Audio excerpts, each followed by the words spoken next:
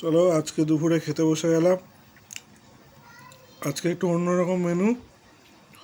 এই যে প্রথমে আছে এই যে ফ্রাইড রাইস, একদম ঝুরঝুরে চালের ফ্রাইড রাইস, বেগুন ভাজা, আলুর দম, এদিকে আছে হচ্ছে পনির, চাটনি।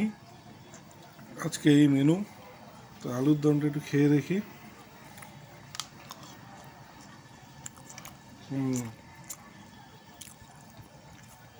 ভালো টেস্ট। পনিরও খেয়ে দেখি।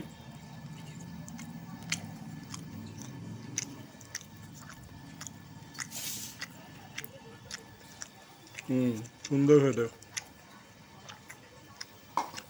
চলো আজকে খেয়ে নিই এই দিয়ে ঝটপট। আজকে মেনুগুলো কেমন হয়েছে বলো সবাই। খাওয়া শুরু করলাম। টাটা।